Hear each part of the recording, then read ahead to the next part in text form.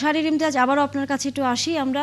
যেহেতু মানিক মে এভিনিউর মাঠটি সকলের জন্য এই মুহূর্তে খুলে দেওয়া হয়েছে, আপনার ক্যামেরার মাধ্যমে এই ছবিটি আমরা দেখতে পাচ্ছি। এরই মধ্যে হাজারো মানুষ সেই মাঠে প্রবেশ করেছেন।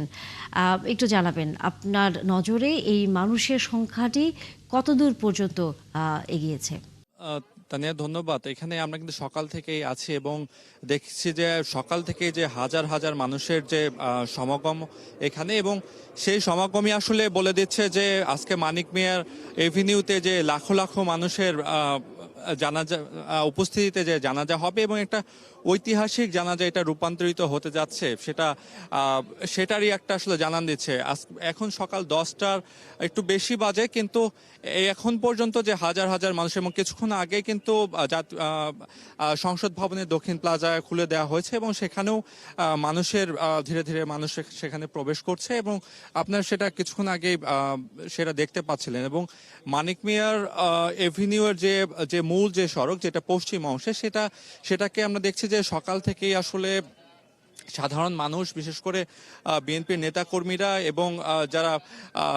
এবং যারা শুভাকাঙ্ক্ষী আছে, যারা জানেন যে বেগম খালেদা দীর্ঘদিন ধরে, যাকে আবশ্যিক নেত্রী বলা হয়, তার যে শুভাকাঙ্ক্ষী সাধারণ জনতা এবং নেতাকর্মীরা, তারা সকাল থেকেই আমরা দেখতে পাচ্ছি যে ধীরে ধীরে এই মানিক মিয়া এভিনিউতে আসছে। এবং যেহেতু গতকালকে জাতীয় সংসদের দক্ষিণ প্লাজায় জানাজা হওয়ার কথা ছিল, সেটাকে পরিবর্তন করে জাতীয় সংসদ ভবনের যেটা মানিক মিয়া এভিনিউ আছে, সেটার পশ্চিম অংশে জানাজা হবে এবং সেটাকে ঘিরেই আসলে আমরা সকাল থেকে দেখতে পাচ্ছি যে সকল ধরনের আনুষ্ঠানিক যে ধরনের কার্যক্রম আছে সেটাকে সাজানো হচ্ছে। এবং বিশেষ করে যদি বলি যে আইন শৃঙ্খলা বাহিনী সকাল থেকে যে এই এলাকাটা পুরো মানিক মিয়া এভিনিউতে কড়া নিরাপত্তার চাদরে ঘেরাও করে ফেলেছে। এবং যেহেতু এখানে রাষ্ট্রপতি, প্রধান উপদেষ্টা এবং বিদেশি কূটনীতিক সহ বিদেশ থেকে আসা বিভিন্ন অতিথিরা এখানে থাকবেন, তো মানিক মিয়া অংশের যে পশ্চিম যে অংশ আছে মানিক মিয়া এভিনিউ, সেটাকে আর বেশি জোরদার করেছে। এবং